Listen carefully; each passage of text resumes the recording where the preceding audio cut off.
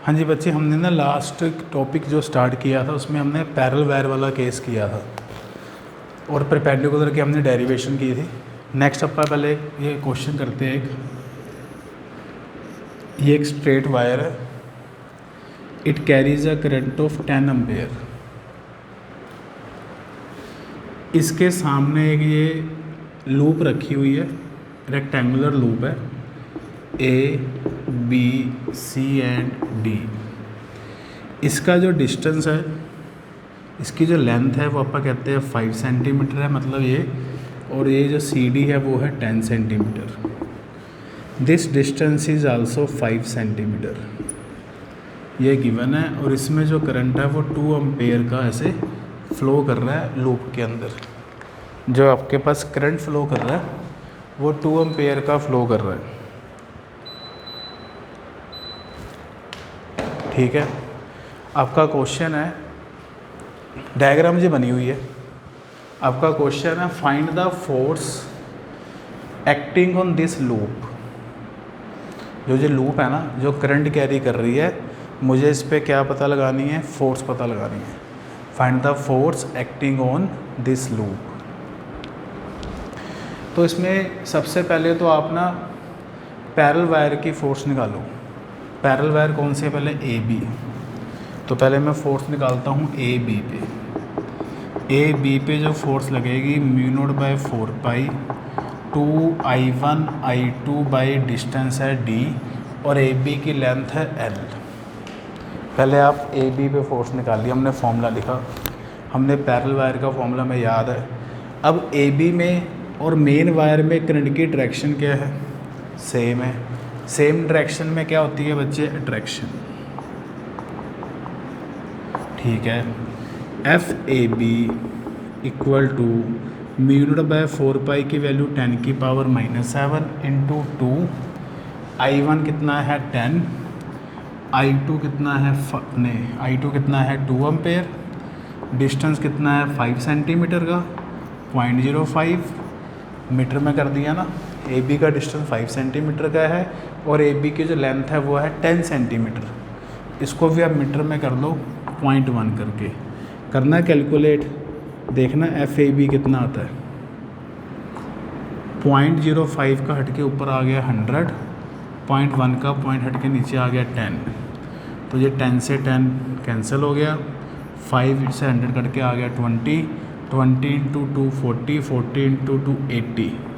तो ये 80 into 10⁻⁻7 Newton आ रहा है अट्रैक्शन। एफ ए बी आ गया, अट्रैक्शन हो रही है। इसी तरह आप निकालो एफ सी डी निकालो, पैरेलल वायर में फोर्स निकालो सी डी पे।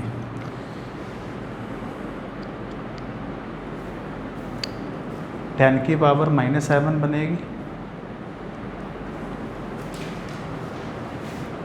2 इंटू 2 4, 4 इंटू 20 80, और ये 10⁻⁻7। सी डी पे लिखे, आपका फॉर्मूला यही है, μ0/4 पाई 2I1 I2। सी से डी की में डिस्टेंस बदल गया है, सी से डी की लेंथ वही है L है, डिस्टेंस बदल गया ना सी डी का, मेन वायर से 5 + 5 10 हो गया डिस्टेंस। तो F C D 10⁻⁻7 2, what is I1 10, what is I2 2, distance कितना है सी डी में और इसमें मेन वायर में 10 सेंटीमीटर मतलब 0.1, और सी डी वायर की जो लेंथ है वो भी आपके पास 0.1 ही है। तो 0.1 से 0.1 तो कैंसिल हो गया।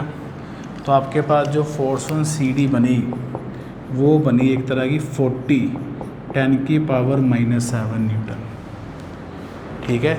डायरेक्शन देखे, मेन वायर में और इसमें ऑपोजिट डायरेक्शन है, तो क्या होनी है, रिपल्शन। ये दोनों एक दूसरे को क्या करेंगे, रिपेल करेंगे। और मैंने 2 वायर पे तो फोर्स निकाल ली, अब सी बी पे और ए डी पे फोर्स निकालनी है। अब सी बी पे फोर्स कहाँ पे होगी, चेक करें। ये ऊपर हो गया करंट, मैग्नेटिक फील्ड अंदर की तरफ है, तो ये मैग्नेटिक फील्ड क्रॉस है। अब चेक करो फोर्स कहाँ लगेगी, सी बी पे, करंट इधर। अब वो पाम रूल लगाएंगे ना, क्रॉस वाला रूल, करंट से बी की तरफ थंब फिंगर घुमानी है, तो थंब कहाँ जा रहा है, अपवर्ड जा रहा है। तो सी डी बी सी पे फोर्स लगेगी ऊपर की तरफ, ऐसे अगर आप चेक करोगे तो ए डी पे फोर्स लगेगी नीचे की तरफ। चेक कर सकते हो तुम। मैग्नेटिक फील्ड तो ये सारे हिस्से में क्रॉस ही है, तो करंट से अगर आप मैग्नेटिक फील्ड की तरफ फिंगर घुमाएंगे तो नीचे फोर्स लगेगी। और ना दोनों फोर्स इक्वल एंड ऑपोजिट आएगी, दोनों फोर्सेस की वैल्यू सेम आएगी। क्यों? क्योंकि जितनी लेंथ बी सी की है उतनी लेंथ ही ए डी की है, डिस्टेंस भी दोनों का सेम है, सब कुछ सेम आएगा। दोनों फोर्सेस की का डायरेक्शन ऑपोजिट, मैग्नीट्यूड सेम, तो ये दोनों आपस में नलीफाई हो जाएगी, कैंसिल हो जाएगी। इसका हम वैल्यू पता है क्यों नहीं पुट कर रहे, क्योंकि सब्जेक्टिव के में ये डेरिवेशन है नहीं, तो इसलिए हम ऑब्जेक्टिव मतलब इसलिए सिर्फ डायरेक्शन के हिसाब से लिख रहे हैं कि ये दोनों कैंसिल हो जाएंगे। F B C cancel, F A D ये दोनों तो कैंसिल हो गए, मतलब परपेंडिकुलर वायर वाली फोर्स कैंसिल हो जाएगी। अभी आपको मैंने डेरिवेशन में जो फॉर्मूला समझाया परपेंडिकुलर, उसमें वैल्यू पुट करके चेक कर लो, दोनों की वैल्यू सेम आएगी। तो ये दो कैंसिल हो गई है, इन दोनों की मैं माइनस करके देखो कितना आंसर आएगा, क्योंकि एक अट्रैक्टिव है और एक रिपल्सिव है। तो नेट फोर्स जो बनेगी वो एफ ए बी में से एफ सी डी माइनस करेंगे, एफ ए बी में से एफ सी डी माइनस करेंगे। एफ ए बी कितना है 80 10 की पावर -7, एफ सी डी है 40 10 की पावर -7।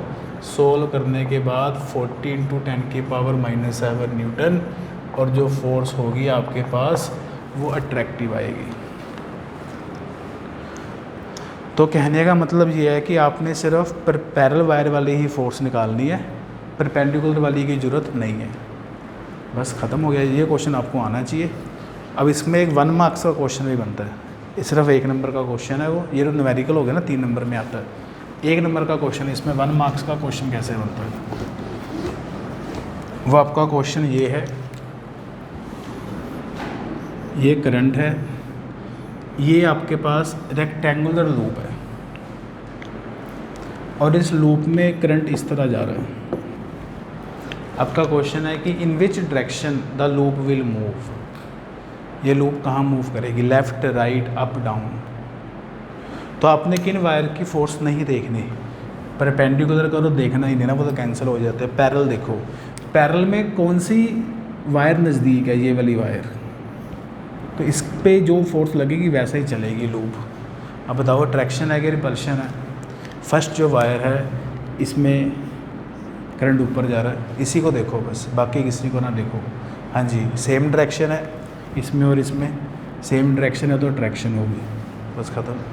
तो लूप विल अट्रैक्ट, तो आपने नज़दीक वाली वायर ही देखनी है बस, क्योंकि 1 मार्क्स का क्वेश्चन है, ज़्यादा एक्सप्लेन अपन ने करना नहीं। तो ये दिस लूप विल अट्रैक्ट।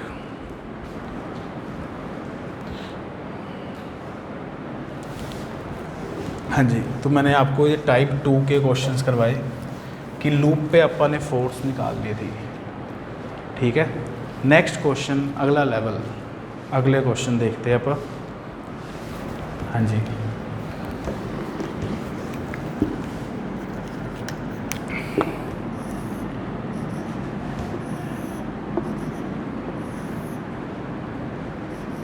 ये फर्स्ट वायर है, ये सेकंड है, ये थर्ड है।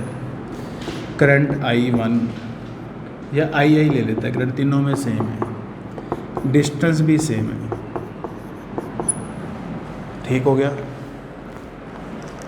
हमें बताना है कि what is the force on first wire F1, F2 and F3। तीनों वायर पे अलग अलग फोर्स बतानी है, क्योंकि तीनों एक दूसरे पे फोर्स लगा रहे हैं। और हमें ये भी बताना है कि इसकी वैल्यू कितनी है और डायरेक्शन क्या है। हर एक वायर की लेंथ L है,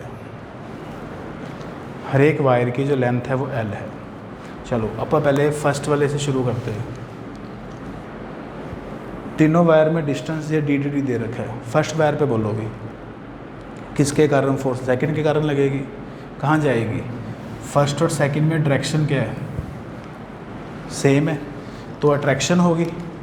आंसर के लिए प्लीज़ डायग्राम आप दोबारा बना लेना। तो फर्स्ट वायर पे अट्रैक्शन होगी, F12 लिखूँगा मैं।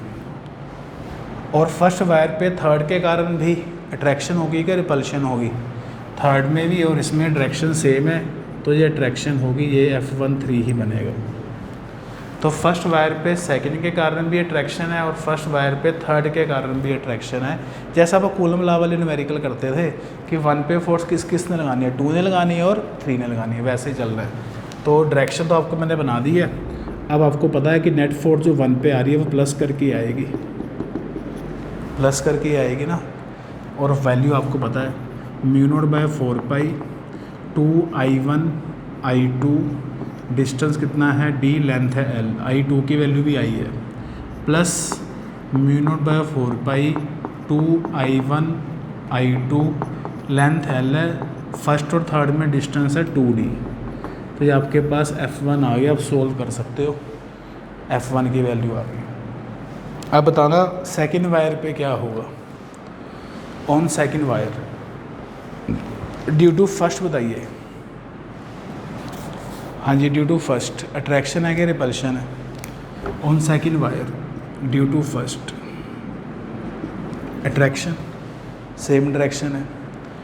On second wire due to third, second wire और थर्ड में भी अट्रैक्शन ही होनी है, तो सेकंड वायर थर्ड के कारण उधर जाएगी। दोनों फोर्सेस का मैग्नीट्यूड सेम होगा, चेक कर सकते हो तुम। F21 μ0/4 2I1 I2/d, length l, 1 और 2 में डिस्टेंस कितना है, d है, लेंथ वायर्स की l है। इसी तरह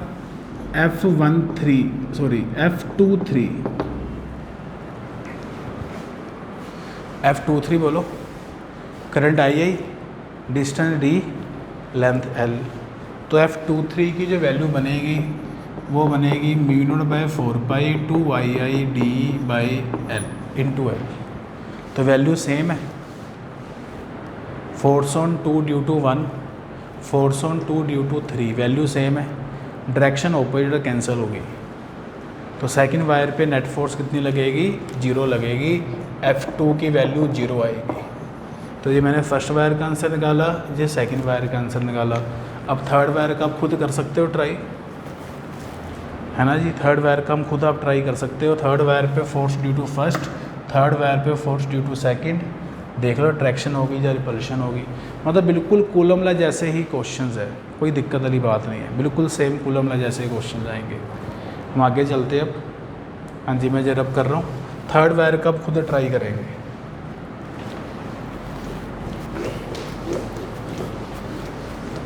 हाँ जी, नेक्स्ट क्वेश्चन आता है। इसमें क्वेश्चन लिखेंगे आप, और ये मतलब एक कॉन्सेप्ट है, उससे ये क्वेश्चन बना हुआ है। लिखेंगे two beams of electron moving in the same direction, two beams of the electron moving in the same direction repel each other but two current carrying wires in the same direction। हाँ जी, but two current carrying wires in the same direction। हाँ जी, क्या होता है, two current carrying wires in the same direction attract each other।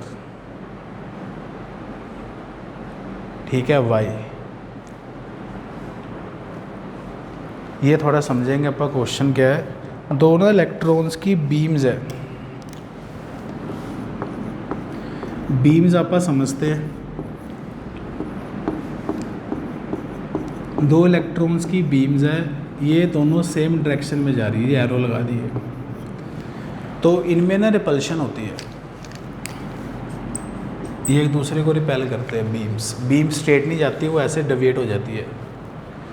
लेकिन अगर दो wires same direction में current carry कर रही है, ये अपन अभी पढ़ाई है सारा कॉन्सेप्ट, तो इन दोनों वायर्स में क्या होती है, अट्रैक्शन होती है। क्यों, ये क्वेश्चन है। फिर जिसने ये क्वेश्चन बनाया उसने ये भी हमें बोला कि करंट जो फ्लो कर रहा है, करंट ड्यू टू इलेक्ट्रॉन ही होता है। तो करंट कैरिंग वायर्स में भी जो इलेक्ट्रॉन है वो भी सेम डायरेक्शन में ही जा रहे हैं, चाहे करंट ऊपर जा रहा है लेकिन इस वायर के अंदर जो इलेक्ट्रॉन होंगे वो नीचे जाएंगे, इस वायर में भी जो इलेक्ट्रॉन्स होंगे वो भी नीचे जाएंगे। तो इन इलेक्ट्रॉन्स की भी तो डायरेक्शन सेम ही है। तो वायर के अंदर वाले इलेक्ट्रॉन्स में तो अट्रैक्शन हो रही है, वायर के बाहर वाले इलेक्ट्रॉन्स में जैसे बीम है इसमें रिपल्शन हो रही है। क्यों? करंट अगर सेम डायरेक्शन में जा रहा है तो इस वायर के अंदर इलेक्ट्रॉन है वो भी सेम डायरेक्शन में जाएंगे, बट इस केस में अट्रैक्शन हो रही है, इस केस में ये इलेक्ट्रॉन्स में अट्रैक्शन हो रही है और इस केस में बीम वाले में रिपल्शन हो रही है। क्यों? चाहे ये क्वेश्चन 1 मार्क्स का है लेकिन इसका आपने आंसर याद रखना है, बहुत जगह काम आएगा। देखो जो बीम्स होती हैं ना, बीम्स में कितने इलेक्ट्रॉन्स होंगे एक बीम में? 100, 200, 300, 400 ऐसे ही होंगे ना, ये नंबर होगा बस कि 400, 500 इलेक्ट्रॉन इकट्ठे जा रहे हैं इधर भी और इधर भी। और जो करंट कैरिंग वायर होती है इसमें इलेक्ट्रॉन्स का नंबर होता है बहुत ज़्यादा, काउंटेबल ही नहीं है। कॉपर वाले केस में 10⁻29 पर मीटर क्यूब इलेक्ट्रॉन्स होते हैं। तो बीम्स में के केस में इलेक्ट्रॉन बहुत कम होते हैं as compare to this number. तो बीम वाले केस में ना इलेक्ट्रिक फोर्स डोमिनेट करती है as compare to magnetic force. जब बीम्स की फॉर्म में इलेक्ट्रॉन जा रहे हैं ना तो इलेक्ट्रिक फोर्स डोमिनेट करती है, क्योंकि इलेक्ट्रॉन की कमी है, इलेक्ट्रॉन की कमी है तो चार्ज नेगेटिव तो रिपेल करेगा, तो इलेक्ट्रिक फोर्स डोमिनेट करती है। But in the case of current carrying wire number of electron बहुत ज़्यादा है, करंट चल रहा है, नंबर ऑफ इलेक्ट्रॉन बहुत ज़्यादा है। जब नंबर ऑफ इलेक्ट्रॉन बहुत ज़्यादा हो, करंट बने, तो मैग्नेटिक फोर्स डोमिनेट करती है। In the case of current carrying wire कह सकते हो तुम, मैग्नेटिक फोर्स डोमिनेट करती है। दोनों फोर्सेस है, इसमें भी मैग्नेटिक फोर्स है, इस केस में भी मैग्नेटिक फोर्स है लेकिन वो बहुत वीक होगी। इस केस में इलेक्ट्रिक फोर्स भी है लेकिन वो वीक होगी as compare to magnetic force. तो अब सिंपल से एक बात आप याद रखेंगे कि जब कल्ला इलेक्ट्रॉन चले तो इलेक्ट्रिक फोर्स डोमिनेट करेगी, ठीक है। जब करंट चले वायर के अंदर तो मैग्नेटिक फोर्स ने डोमिनेट करना है, बस ये बात आपने याद रखनी है। करंट कैरिंग वायर वाले केस में मैग्नेटिक फील्ड बनता है, वो डोमिनेट करता है, और सिंगल चार्ज हो जाए ऐसे इलेक्ट्रॉन की बीम जाए तो वो इलेक्ट्रिक फील्ड डोमिनेट करता है।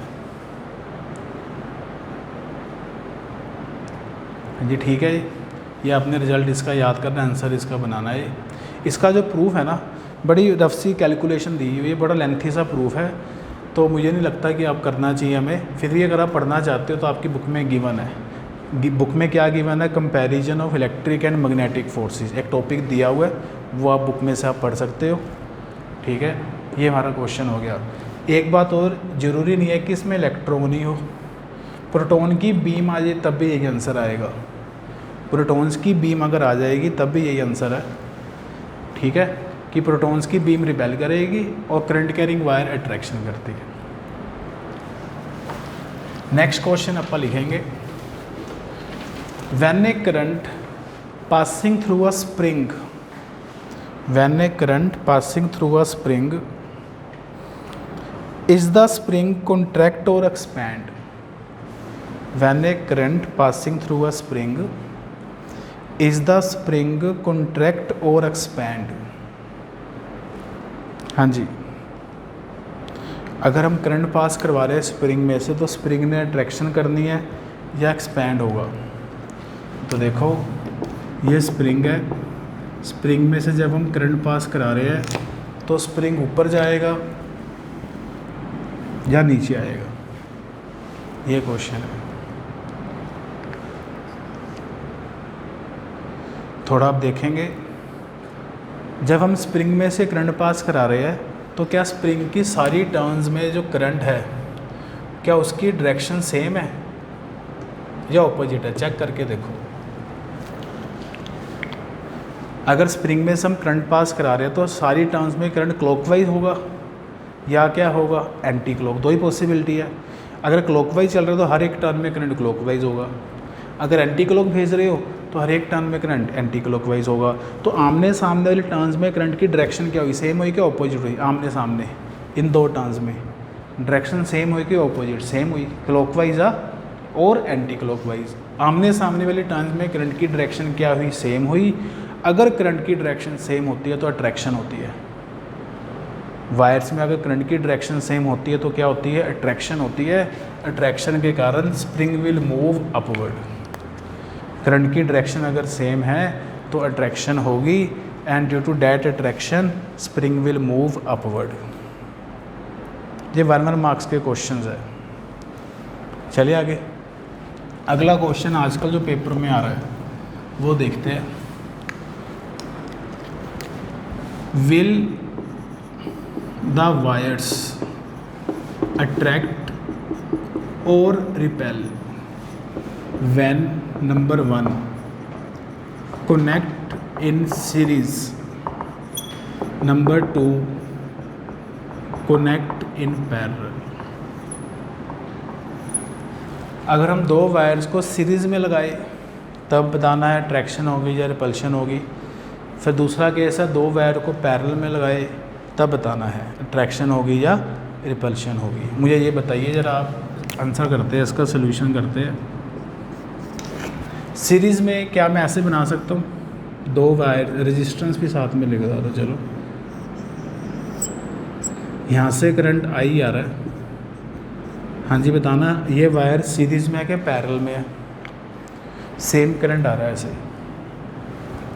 कोई मुश्किल नहीं है। हाँ जी बोलो, ये वायर सीरीज़ में है कि पैरेलल में है? सीरीज़ में ही है। ये वायर ऐसे स्ट्रेट थी तो मैंने इसको बेंड करके ऐसे कर दिया, कोई दिक्कत नहीं है, सीरीज़ में ही है। सेम करंट होना चाहिए, बस कहीं भी करंट डिवाइड नहीं होना चाहिए। सीरीज़ में सेम करंट आ रहा है, ठीक है, दोनों वायर सीरीज़ में। अब चेक करो, क्या ये आमने सामने बन गई? हाँ जी बन गई, पैरेलल बन गई। डायरेक्शन ऑफ करंट देखिए सेम है कि ऑपोजिट है? ऑपोजिट डायरेक्शन है, आपके सामने है। इसमें करंट ऐसे जा रहा है और इसके सामने ऐसे आ रहा है। करंट की डायरेक्शन क्या है? सेम करंट तो है, बट ऐसे मैंने लगाया तो डायरेक्शन क्या है? ऑपोजिट है। अगर करंट की डायरेक्शन ऑपोजिट है तो बताइए क्या होगा? ऑपोजिट डायरेक्शन में क्या होती है? रिपल्शन। तो दोनों जो वायर्स है ना सीरीज़ वाली, ये रिपेल करेगी। तो इस केस में जो आंसर आएगा आपके पास वो रिपल्शन आएगा। दूसरा केस है ये वाला है, ऐसे लगाया अपन ने, यहाँ से करंट आ रहा है आई, ऊपर वाले में I1 चला गया, नीचे वाले में I2 चला गया। अब बताइए ये दोनों वायर्स कैसे लगी हुई है? करंट डिवाइड हो रहा है ना ऐसे जंक्शन पे आगे। ये दोनों वायर्स किस में लगी हुई है? पैरेलल में लगी है। अब इन दोनों वायर जब पैरेलल में कनेक्टेड है तो देखना करंट की डायरेक्शन सेम है कि ऑपोजिट है? हाँ जी, करंट की डायरेक्शन सेम आ रही है। सेम डायरेक्शन में क्या होता है? अट्रैक्शन। तो अगर अपन दो वायर्स को पैरेलल में लगाएंगे ना तो वो वायर्स करती है अट्रैक्ट, लेकिन अगर हम दो वायर को सीरीज़ में लगाएंगे तो वो आपस में क्या करती है? रिपेल करती है। ठीक है, ये आपने याद रखना है। तो हमारा बच्चे ये पैरेलल वायर वाला जो टॉपिक है ये ख़त्म हो गया। नेक्स्ट क्लास में हम करेंगे torque acting on A current carrying coil. उसके बाद हमारा आएगा गैल्वेनोमीटर, देन आएगा एमीटर एंड वोल्टमीटर। फिर हमारा 3B वाला चैप्टर ख़त्म हो जाएगा। इतना हम आज कर रहे हैं। Thank you.